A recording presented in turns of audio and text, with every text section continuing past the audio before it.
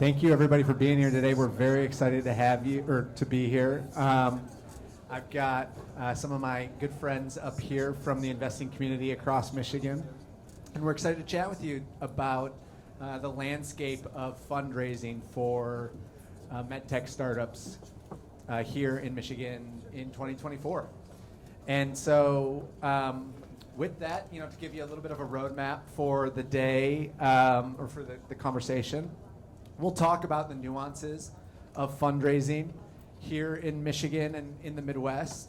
We'll talk a little bit about how stakeholders can support founders in the ecosystem as they pursue important and critical milestones in their development. And we'll talk about some of the emerging areas of interest for these investors here today.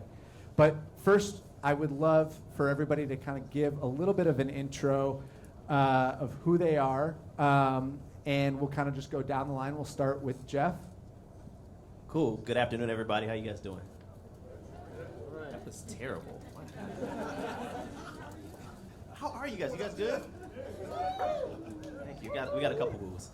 My name is Jeff Ponders. I am a principal at ID Ventures. We are an early stage fund supporting Michigan high growth and high tech startups. We've been around investing in startups for about 15 years, focused on early stage companies, so pre-seed, seed, series A.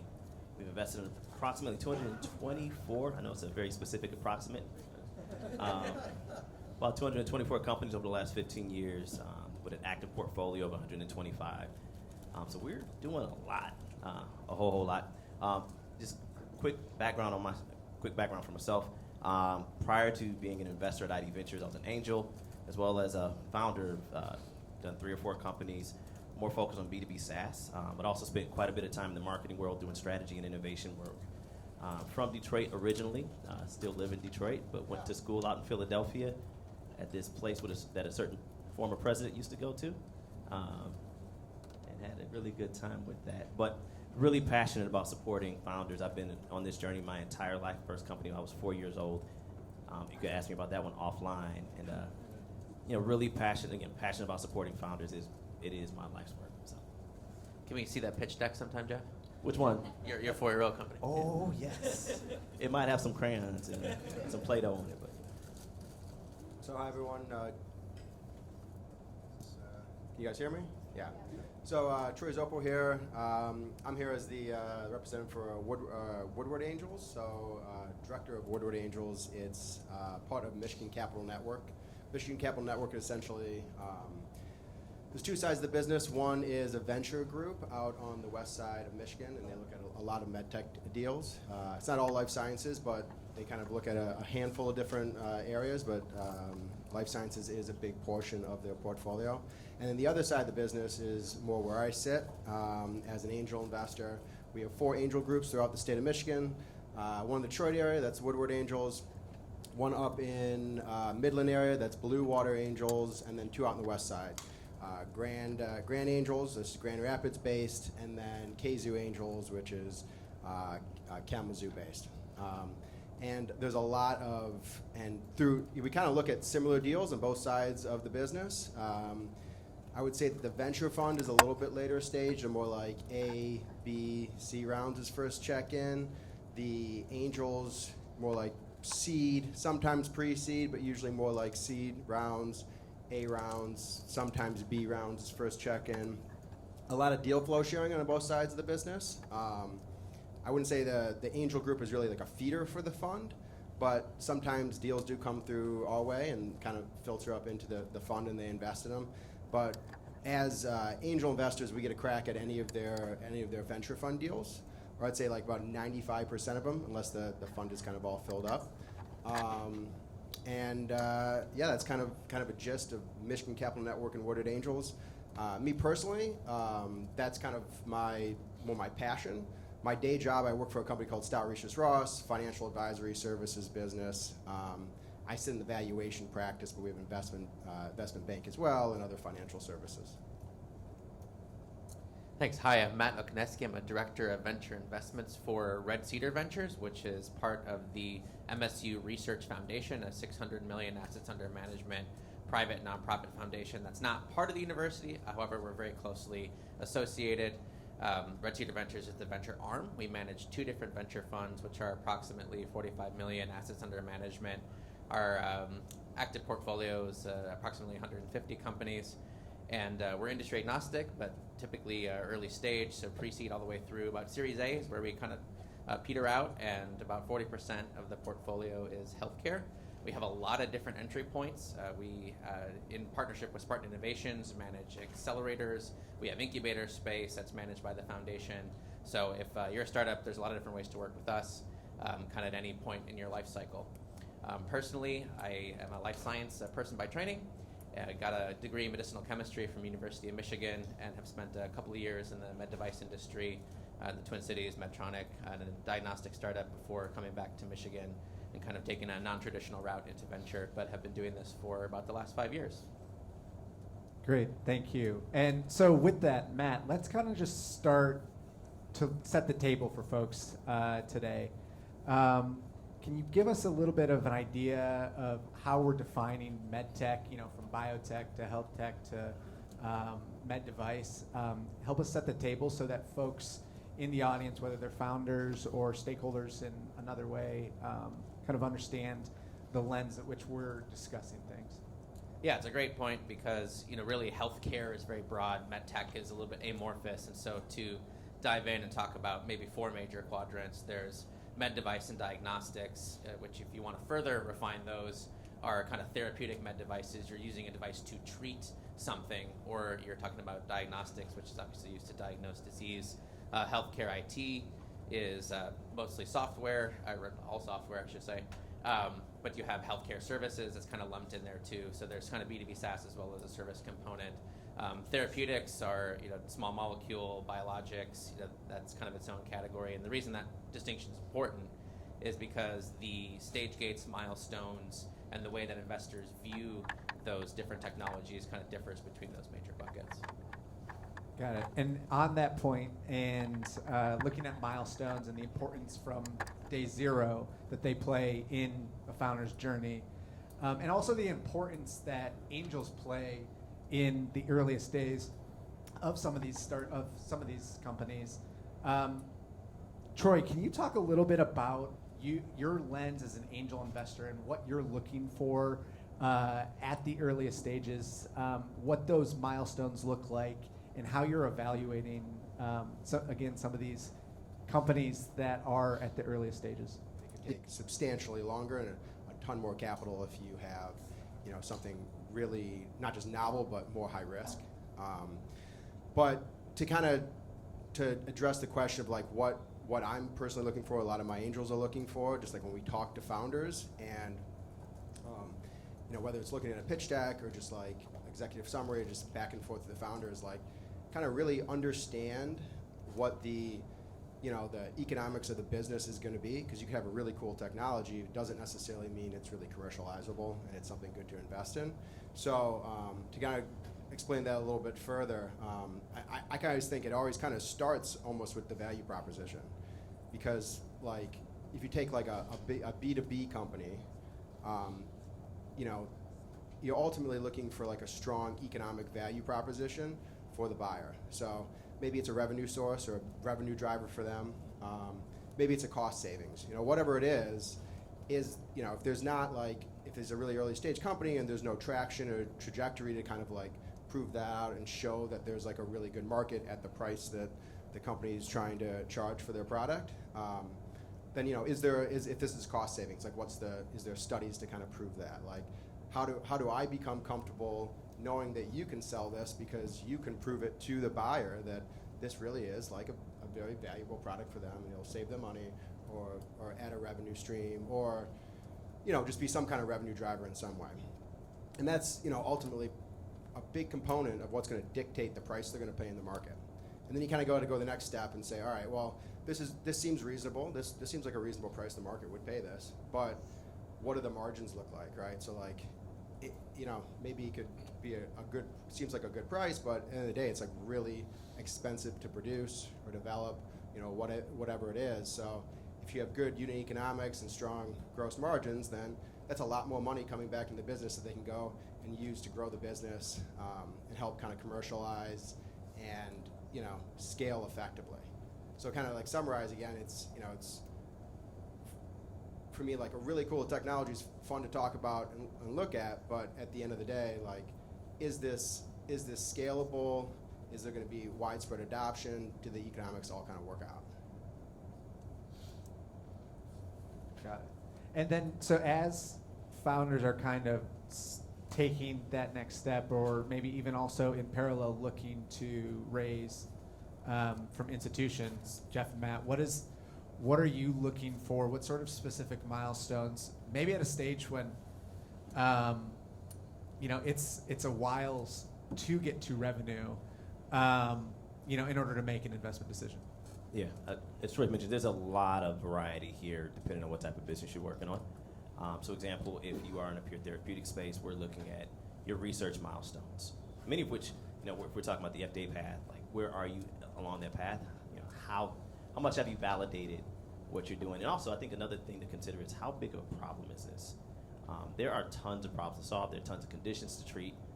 Is there a big enough market, or is there enough dollars going toward that particular thing?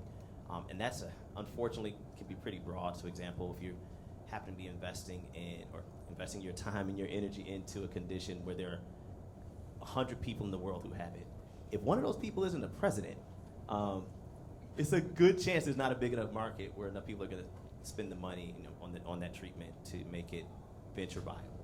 So just consider what are the implications of the research or the work that you're putting in. Along with that, we pay a lot of attention to teams, and we don't often think of talent as a milestone, but do you have the talent on your roster who can actually execute the work? And so if I have a founder who can actually successfully bring those folks on board, especially if you're talking about pre-revenue, and again, we're talking about life sciences, it's a lot of you guys who are going to be pre-revenue for a very long time. You're going to be hiring people and saying, I promise to pay you one day. And I don't know about you, but I don't really like that type of pay scale. But if you can convince people to come work for you, whether it's researchers, biz dev, whatever it may be, that are the right people that can push the ball down the field. I like football analogies, and fundamentally raising capital is very much so like getting first downs. Your seed and your pre-seed, your Series A, those are each one of those is a first down, and as you move the ball down the field, you're reaching milestones that are getting you closer to that next first down or that next round of capital to keep moving the thing forward. Hiring the right people or securing the right talent is a big part of that.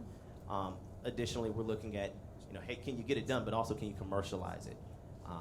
Do you have a clear path to market, meaning either have a really good biz dev person, or on your team you just have the relationships with big pharma or whomever else may be your customers. So talent, access to the market. A lot of folks don't have access to capital, which is where we come in and help you bridge some of those gaps. But if you've got a rich uncle who happens to work for Pfizer, that's kind of attractive too. I'm going to consider that in my investment decisioning. So I put a lot of emphasis on people, but also going back to the research, how valuable, how much have you validated the work that you've done to prove that this can actually possibly happen? Because again, all of this is high risk. Was it roughly 90 to 95% of drugs never make it to market? And I trust Matt's going to make me right here, because Matt's one of my go-tos. No, that's right. But how many make it to exit? That's a whole. We're not talking about that right now. Nope. But again, there's a lot of work that goes into validating the work that you're doing. Again, and right now we're just talking about therapeutics. We go talk about the actual, more technical, non-medicinal part of medicine is a whole different ballgame. It still goes back to talent, path to market, viability, how strong a value proposition is. Is it a big enough problem that's actually worth solving? So validating each of those things is considered a milestone to me. At the earliest stage, I don't need you to have it all figured out, but I need you to have a good plan. And I need you to show me how you are the right person to solve this problem, or your team is the right team to solve it, which can go to a lot of different arenas. I've got a founder right now that we're working with.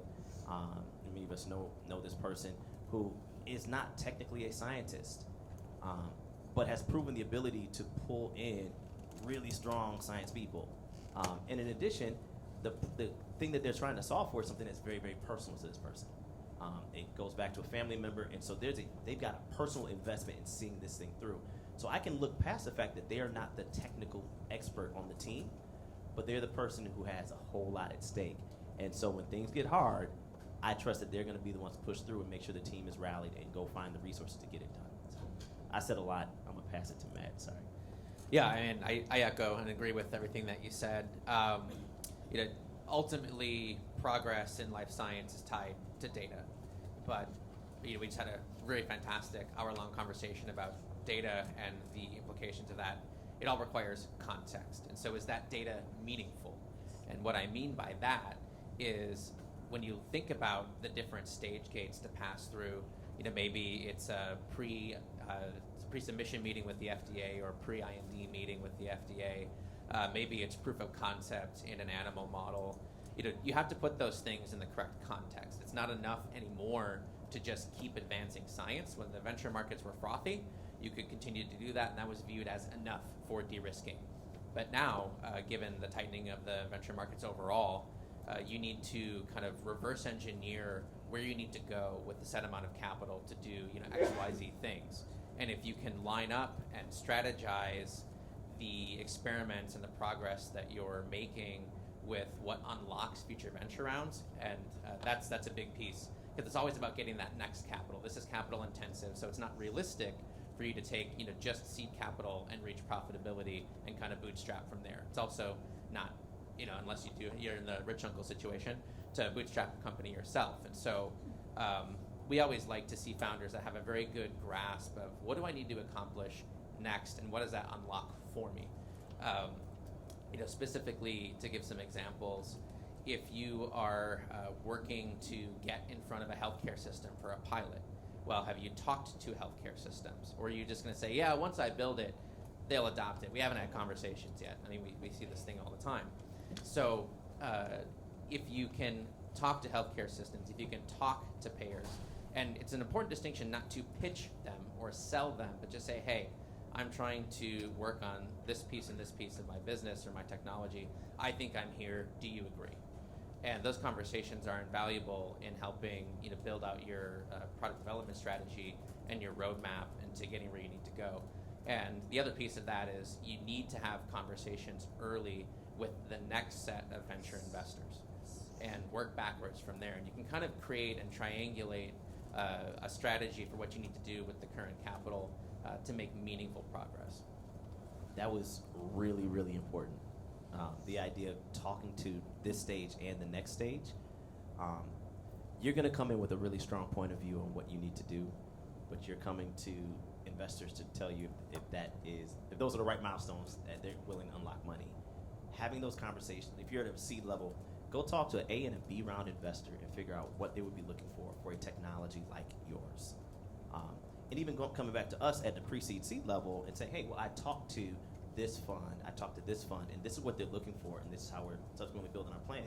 And engaging us in that process, again, we don't expect you to have all the answers, but we can work with you to figure out what that is, and again, help you be smart about how you move the ball down the field. That was really good, man. Yeah, the nightmare scenario is, hey, I've got this really cool technology.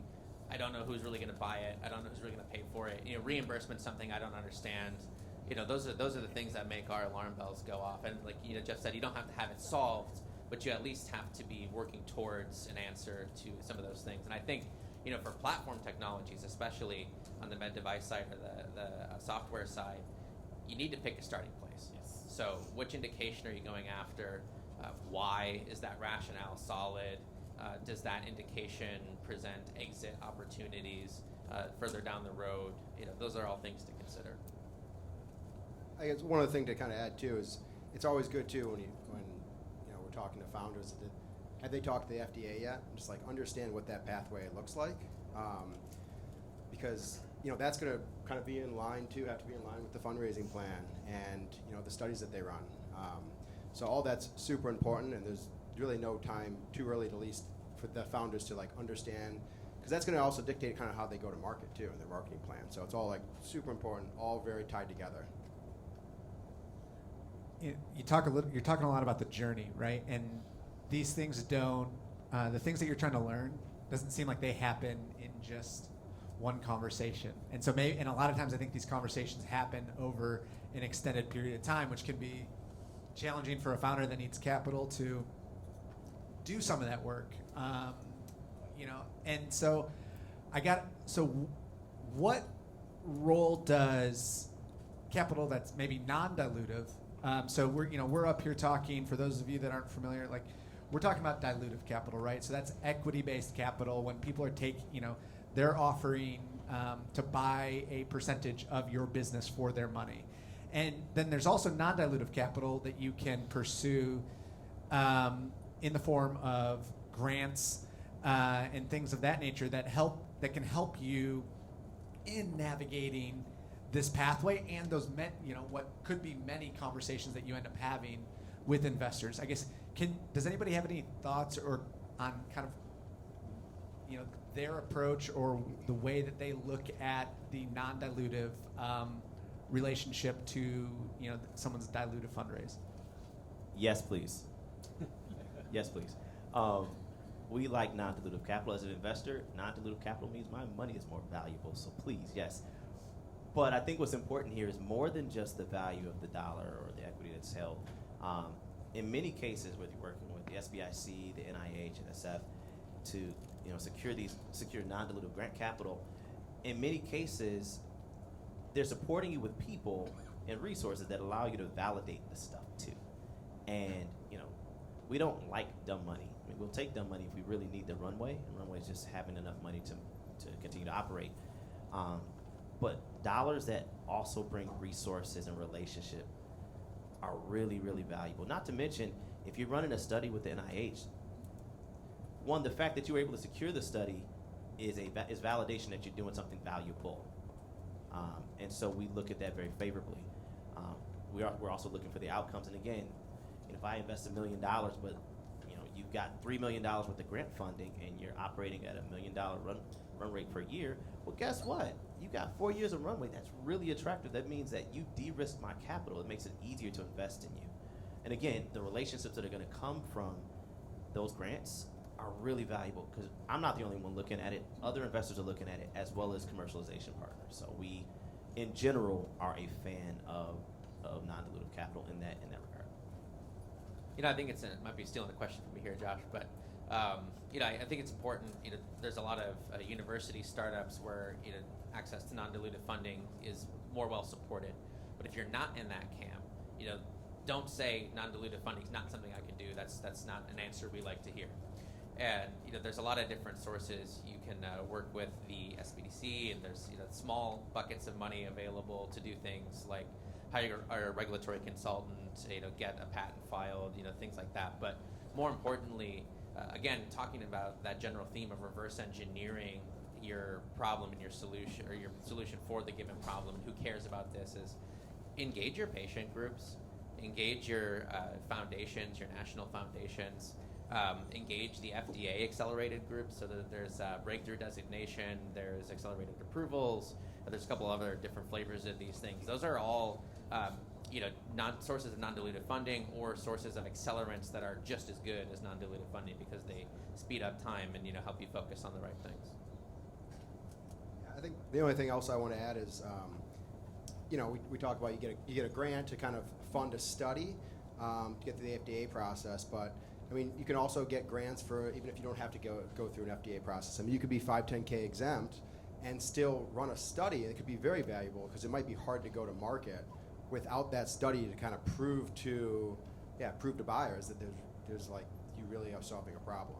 So I appreciate you teeing that up for me. So for my Detroit-based founders, there's a program through TechTown. This is a quick plug, called the Tech Startup Fund. And so for these initial proof of concept sort of activities, that's non-dilutive funding that you can pursue as a way to start to test, or even just launch and move from idea into actually building the business and the underlying technology that supports it. And so I would say find the TechTown people and ask them about the Tech Startup Fund if you're a Detroit-based company. The other pathway in that scenario is for Michigan-based companies is the Business Accelerator Fund. And I see Caleb Conley in the audience, and sorry about it, but he's the guy to talk to for the Tech Startup Fund at TechTown.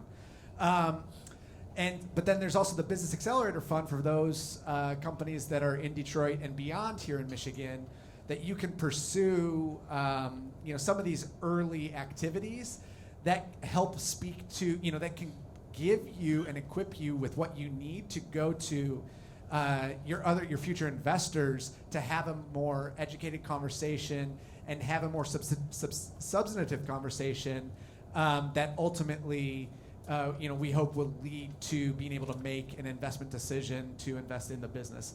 And so, and I think that works, can work really well. And I think that's a great way to treat it as or leverage a relationship building process with these investors. So you're not just showing up hoping and expecting for, money today, but really building that or creating that journey that will, is the first step in a multi-year relationship. So appreciate y'all for kind of teeing that up, and also hopefully those resources are helpful. Real quick, want to dig in. Michigan is still a relatively, in the Midwest, more generally, is still a relatively nascent entrepreneurial ecosystem, and our definition of risk capital is evolving.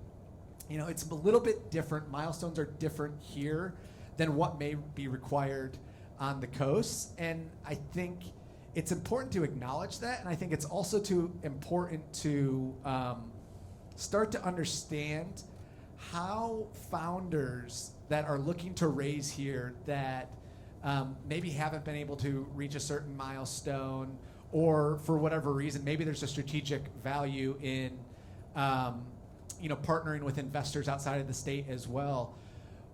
Wondering what your thoughts are in how the Michigan ecosystem and the investors in Michigan can collaborate with founders that choose to invest, and build their business here locally, but also need to and want to leverage the strategic partnerships that are offered in, ecosystems like Boston or the Bay Area. And so Jeff, I'll start with you, just to kind of get your feedback, because I think that developing a strategy around that can help be an accelerant to getting more companies built in a faster way, but also, in achieving milestones that, may be similar or at sometimes different depending on the stage of where the company's at. So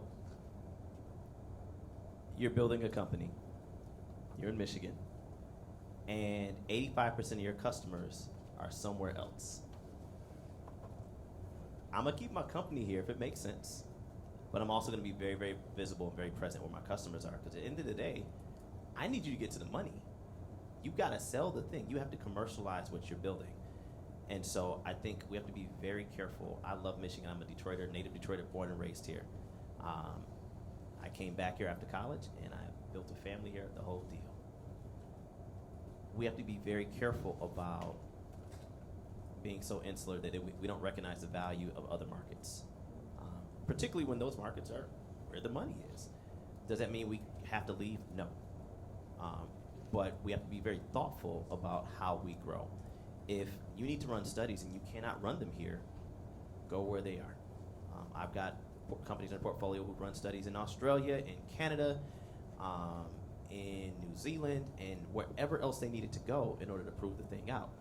In many of the cases, because guess what? They funded the studies for them, and why not go where they're extending your runway? Do what you got to do to continue to prove out your milestones. And I think all of us up here are open-minded enough to really work with you to figure out how to do that. I think this is Jeff's personal thing, so you can't put this on any fund or anybody else. In order to have growth, you have to bring in new resources. And so if we have X amount of dollars in our ecosystem, if we need more money in the ecosystem, that means we got to sell more stuff from companies based here or raise additional capital from from funds outside of here. Keep that money here so that we can in turn have more resources to do more things. And so I think we have to look to other markets, not to exist, but to bring those resources here to invest in what we're doing here. Subsequently, we can be bigger and command more attention and do more things. So I think we absolutely have to look at other markets as areas of opportunity, but also remember that we are rooted and grounded here. so that we can invest those resources back in Michigan in order to make a stronger marketplace here. Don't get me fired. Yeah, just to add on, there's no substitute for a good ground game, and the majority of life science capital is not in Michigan. Chicago has a bit more, but still, that's heavily focused on med device and healthcare IT. I think there's some Carta data you should take a look, to kind of look at the landscape of these things. But if you're developing therapeutics, the money's on the coast. That's just a reality, and so there's no substitute for a ground game. You have to travel, go to the conferences, be present, make noise. And I would say, challenge you to work on something very interesting. The companies that we do see get attention, relatively easily, it's never easy, are taking kind of moonshots. They're working on really disruptive, groundbreaking stuff. Incremental medicine is hard. And if you want to attract the attention of folks that are not, living and sleeping and breathing and eating here, you need to make some noise. And so that's one piece of advice. I would say try to partner if and when it makes sense for you. If you're in therapeutics, because of the way that the IPO markets have kind of frozen on the biotech side, partnering is basically necessary. And so you just start to have an eye towards which biotech, pharma company, whatever it might be, can help accelerate your growth and amplify your presence nationwide. I mean, they're very well connected. Try to strategically find other venture investors through either your angel network or your other investors that might be part of your syndicate. Network effects are very powerful, and don't be shy about those things, and be strategic with those things. There's another point in there. Yeah, I'll pass it to Troy. I'll come back. Well, I mean, I don't have much more to add. I mean, I think that kind of covers the ground. I think what one of the main things though, that because you can raise you can raise capital out of state, and you can go to the coast and raise capital, and being more present there is definitely going to give you some ground up, and it's going to be helpful. But I think something that's really important is the human capital and where the talent is. So if we can keep talent in the state that's available for startups to pull from, that can make a big difference. And we have some great universities around here. So I mean, we definitely have some opportunities to have some really good capital. So we keep these folks here when they graduate or after they get through their PhD or whatever, when they're ready to move from the academic world, and that could make a world of difference. I remember what I was going to say. We do have manufacturing roots here, and in the Great Lakes region in general is very, very strong in med device manufacturing in particular. And so there are a lot of strategic reasons to be based in the Great Lakes region and in Michigan, and you just need to make those apparent and work with those groups if you want to stay here. Awesome. Okay, and so with that, let's pivot to some Q&A. I think Amanda's running around with a mic if anybody has any questions for the panel.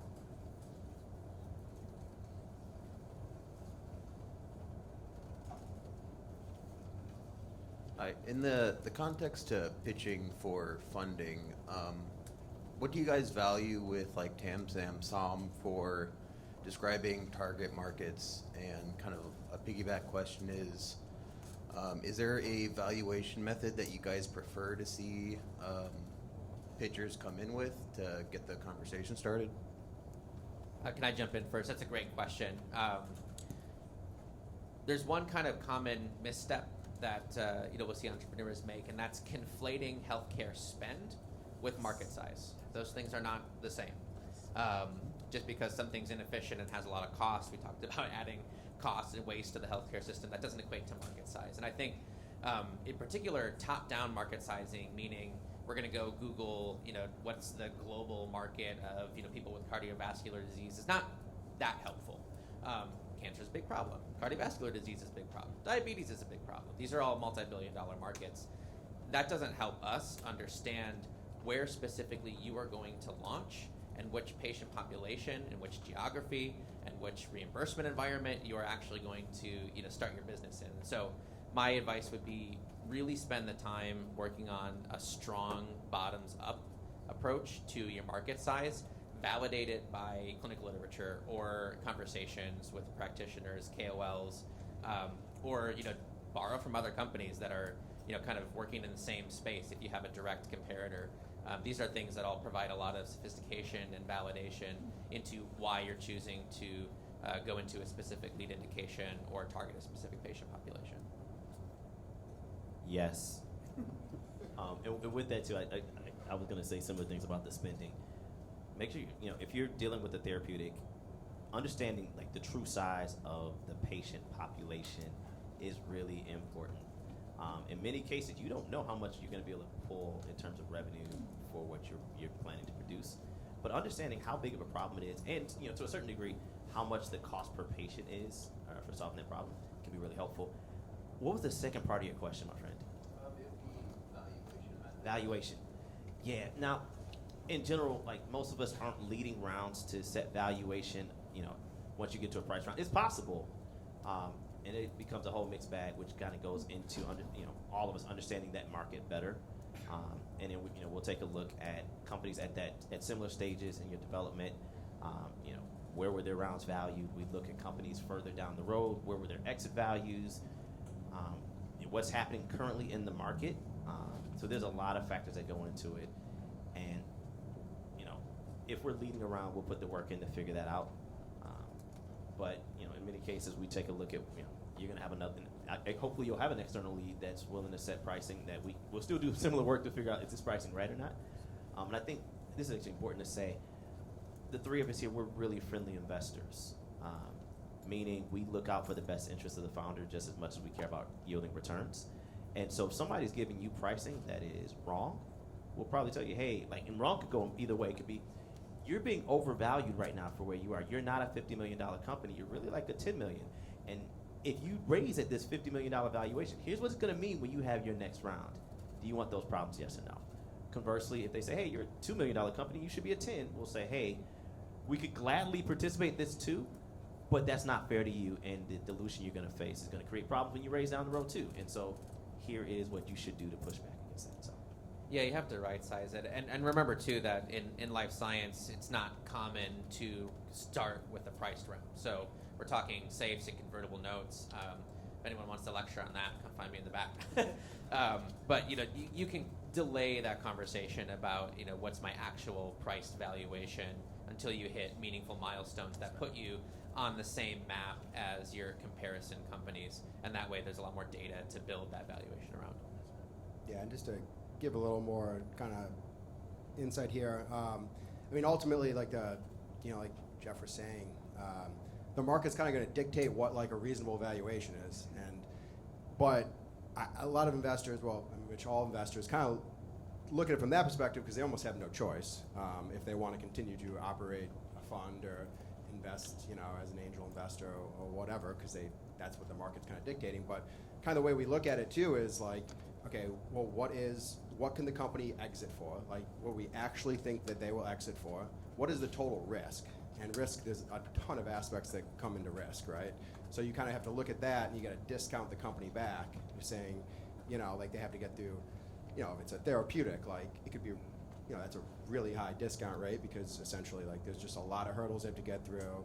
A lot of companies that, start developing a therapeutic don't actually ever sell or go to market, which, going to market might not even be their objective. It might just be get through a certain level of, through the FDA and then sell. But, so you got to understand what that pathway looks like, figure out what the exit might be, and then discount it back. We also consider too additional capital, because if there's a lot more funds, a lot more rounds to raise capital, that's dilution for an investor. So it's we look at it from that angle too to say, is this a good investment?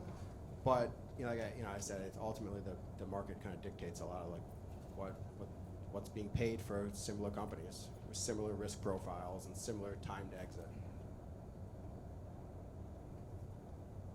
Hi, John Ziegler with HDIG, Columbus, Ohio. So we're really all about taking talent from Michigan and bringing it to Columbus. Oh. Couldn't help yourself, right? My question is that we're doing a paper on an asset class, the venture studios.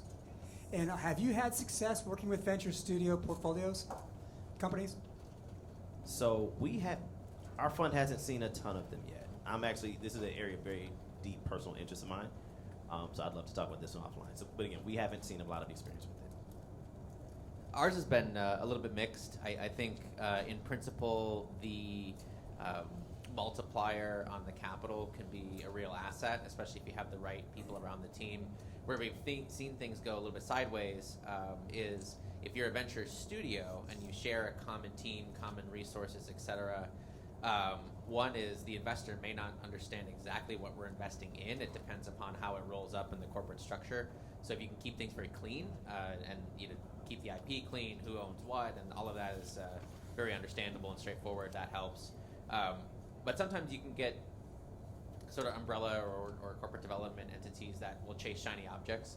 And so that's always a fear in the back of our minds, is that what if a different asset in the portfolio gets prioritized because it's hot? What does that mean for the startup that I've invested in? So, it's probably a deeper conversation, but those are the things we think about.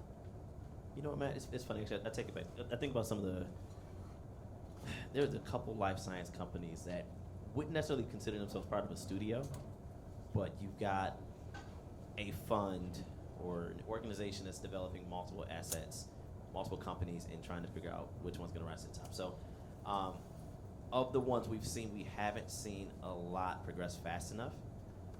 And I think a lot of that has to come with, in that model, again, speaking very specifically about life sciences and therapeutics, it takes a lot of money and a whole lot of focus to really push the thing down the field.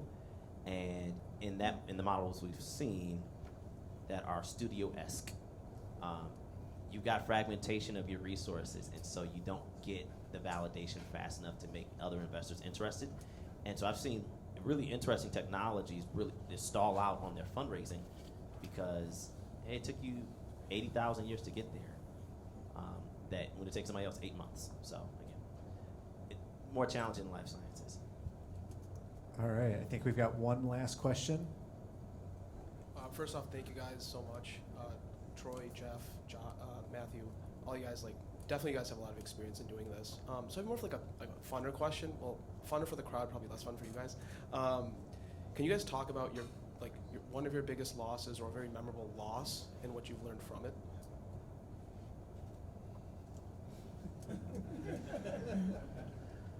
The tough question. We trying knew to there was make going us to be cry? one.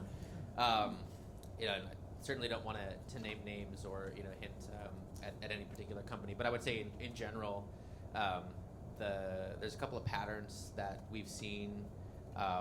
One is kind of groupthink. That groupthink is a problem, across all sectors in venture, where so and so did this deal, so I don't need to do my diligence. I think that's a quick failure mode from an investor perspective. Obviously in life science there's a lot of potential failure modes. Science doesn't pan out. But one of the recurring themes that we see, and this is not specific to us, but this is specific across or general to all life sciences, the science doesn't translate. So really digging in deeply on the type of preclinical experiments that have been done and whether those translate into the clinic well, or whether if this is coming from an academic lab and they've kind of got some very unique, strange model that that founding team believes is more indicative and supports their hypothesis, but is not widely used. Those are kind of patterns that we've seen lead to problems. I'll probably answer the question a little different. It's more a missed opportunity than it was like a big loss of capital. So, and I'm not going to give you a ton of details about the company. It was actually outside of Medtech, but ultimately it was a really early stage for me. It was just kind of like some engineering designs on paper, with a really strong team, and also some folks I respected a lot was backing the company and had positive things to say about the investment opportunity, and I just didn't feel comfortable because there wasn't even a product to sell at this point, and ultimately, I think it was like 9 months later, they had a product that was ready to go to market and like a market that was like ready for it, and it started selling. So I was able to get in. I was lucky that there was room in the next round that they were raising to get in, but the valuation tripled, right, in like less than a year. And that was also at a time where valuations were actually going down.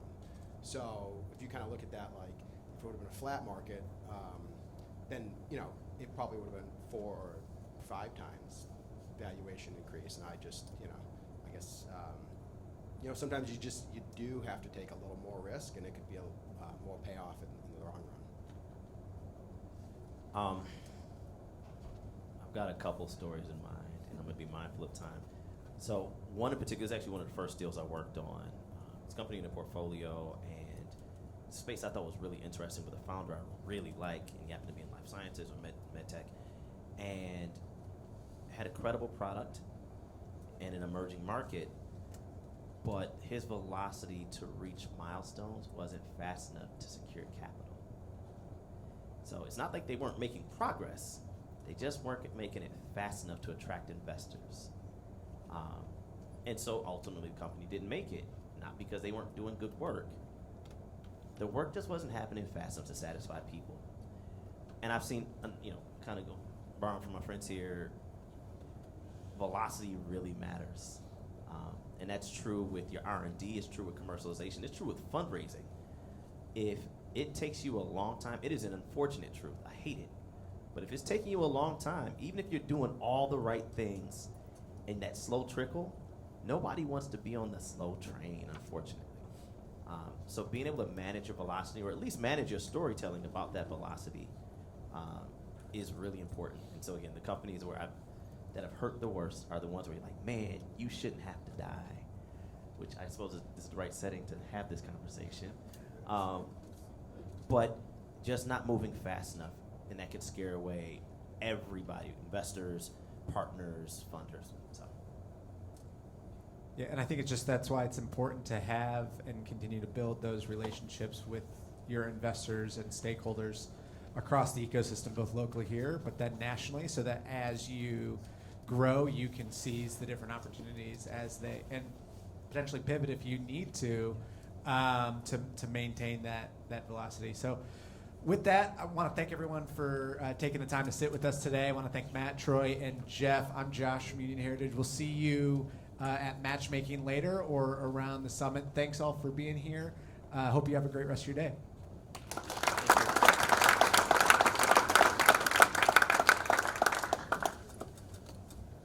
All right, ladies and gentlemen, at this time, if you are one of the organizations that have been vetted for the Innovator Matchmaking, please head out to the hall now at 2:50, so it's time to go for that.